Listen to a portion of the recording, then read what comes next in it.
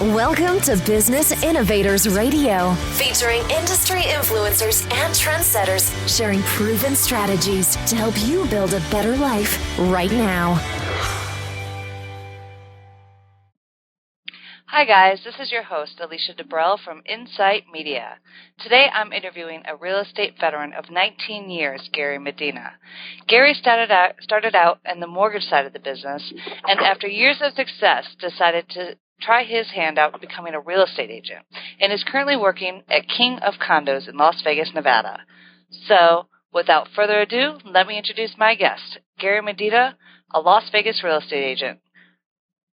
Hi, Gary, and welcome to the show. Hey, Alicia. How are you? I'm doing good. Good. So can you tell me a little bit about yourself and where you come from? Sure. Brief synopsis. I'm originally from Northridge, California.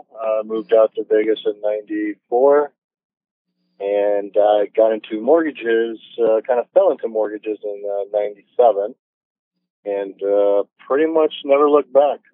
Since '97, I mean, I still continue to do mortgages, but I've been concentrating more on the real estate side the past couple of years. Is there anything that made you want to start a career in real estate? You know, having been on the other side of the paper side, I should say, of real estate, I kind of wanted to give it a shot. I worked with agents many times, and they seemed to really enjoy what they were doing. They're more on the front end of, finding the clients and, finding them a property. And to me, that was kind of exciting to get out of the office and get out in the wild, if you will. And I've never looked back. In fact, I'm doing pretty much more real estate at this point than I am mortgages. Okay. And so can you tell me a little bit about who you help and how you help them? I pretty much help anybody and everybody. I always encourage, when I was on the lending side, I've always encouraged my realtors to send everybody to me, even if they thought they wouldn't qualify. Most of the time, if they had some credit issues or some financial issues, I could help them resolve those and point them in the right direction.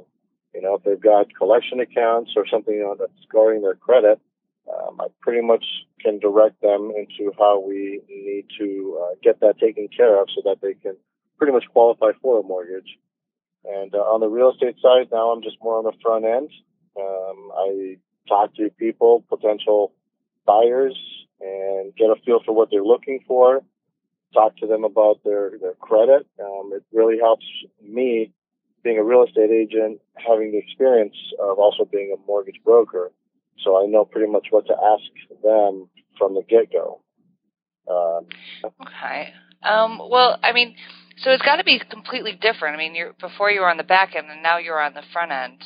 What do you find is the biggest difference? You know, I guess just the paperwork, really. I mean, there's so much involved with the mortgage side. You know, you get typically 45 days now with the new TRID laws. 45 days to completely compile all the documentation needed, submit it to a lender, package it up nice and neat, and, try to submit as clean a file as possible so that there are less conditions in the end. I would tend to collect probably overkill documentation just so that when I submit a file to an underwriter, they see the complete picture. They don't have any questions about anything. And if they did, or if they do, it's usually just a few things, easy to manage. And this is pretty much what helps us as lenders close purchases on time.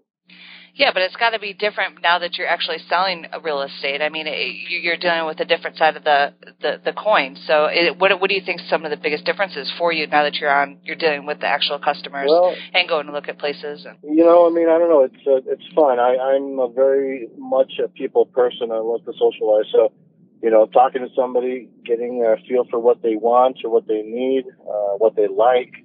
You know, looking, seeing what's available in specific areas that they might like, you know, talking to them and letting them know that maybe they can afford a little bit more of a house than they thought. And then taking them out, looking at different neighborhoods. You know, the more you go out there, and hit the pavement, the more you familiarize yourself with certain areas. You know what to look for. If somebody's looking for a specific kind of a house, you maybe have an idea of what they would like. So I know you mainly focus right now as far on the real estate side with condos on the Las Vegas Strip. What do you think are some of the benefits of investing in a condo on the Strip? It's a very niche product. It's really for somebody who doesn't want to deal with everything that comes with owning a home. The simple things or the difficult things. Landscaping, pool. Paying for sewer, paying for trash, paying for pretty much everything by owning a home. With the condos, you pretty much are driving right up. Most of these condos on the Strip, they have full-time valet. I mean, you're treated really well, and it's kind of like an all-inclusive hotel. You do pay an HOA. Some of the high-rises you pay a premium for the HOA, but you're really getting a lot for that. I was going to say there's something to be said about just being able to roll up to your house or your condo, either valet or park in your own spot, and then that's it. If you want to go to the pool, you go down the elevator. If you want to go to a gym, these places have everything there. And what kind of clientele are investing in these type of condos? I see everything. I see a lot of foreign investors. I see a lot of, even local investors. They see the value of a condo. Right now, you can pick up a condo for less than what they were initially, what the cost to procure was. Basically how much it cost them to build a condo, a unit, you could pretty much buy for less than that. These condos pretty much all came up around 2007, 8, maybe even 9. Kind of in a short period of time, they all kind of sprouted out. So you've got some really, really aggressive pricing right now. Some of these buildings have developer units. They're offering, 12 and or 24 months of paid HOA. So you're not even paying the HOA. And if you're an investor, you're pretty much pocketing, a majority of the rents being collected. The HOA, can range from $500 all the way up to a few thousand, depending on location and how big your unit is. But if you can rent a one bedroom out for $2,500 and you are not paying an HOA of $600, $700, you're showing me that's all profit. But is all the clientele just investors, or are there different type of people that invest? Yeah, no, not at all. You get a lot of young people. They prefer to not have the hassle of a house, and they want to live in a high-rise, and they buy it to live in it. And this is kind of a stepping stone for them. They'll start with a condo. And if they like the condo lifestyle, then they'll upgrade, and they'll maybe move to another development, and they'll keep this one here as a rental. And if they don't decide to continue living in a high-rise, they purchase a house, well, guess what? This condo is still an investment. Now, what about families? Do families invest in these, or? You do see families living in some of these condos. I mean, you're not going to find a large family wanting to, live in a 2 or 3 bedroom condo. So this is really, majority of the people I see are single or couples or maybe with one child. Or investors or people looking for second properties. Second home. I get a lot of second home buyers. They live in another state, but they come to Vegas enough that it makes more sense to actually own, a condo versus paying a hotel to stay in. If you're coming out a few times a year, that definitely adds up. And 150 to what? What's the max? What's the top end? 5 million, 7 million. There's a penthouse at the Palms Place that's 29 million. Very, very top. Holy cow! Really? Yeah. So, now, is there a set down payment for these ones, or because they're condos on the Strip, or? If you're talking, a sales price of around $500,000, you typically would require 25% down. The jumbo loans sometimes will require more of a down payment, but there's a lot of factors involved: credit, income, reserves, things like that. So honestly, 25% will get you in a high rise, even at $150,000. So if you had one piece of advice to give somebody that was considering making an investment on the Strip, what would that be?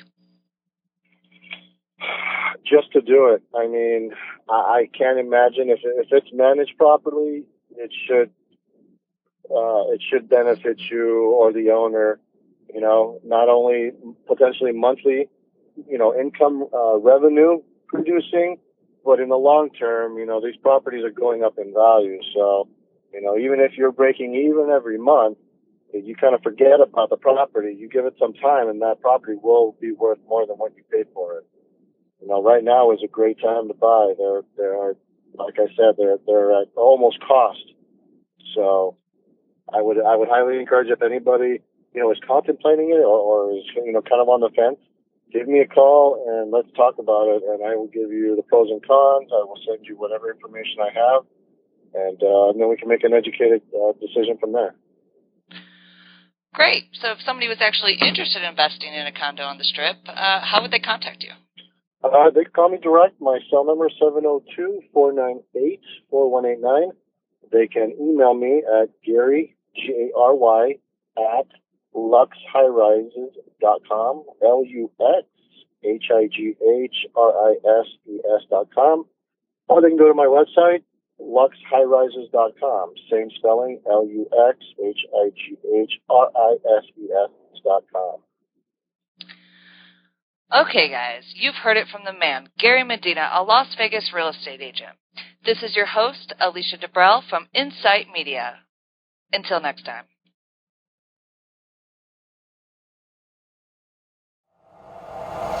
Thanks for listening to Business Innovators Radio. To hear all episodes featuring leading industry influencers and trendsetters, visit us online at businessinnovatorsradio.com today.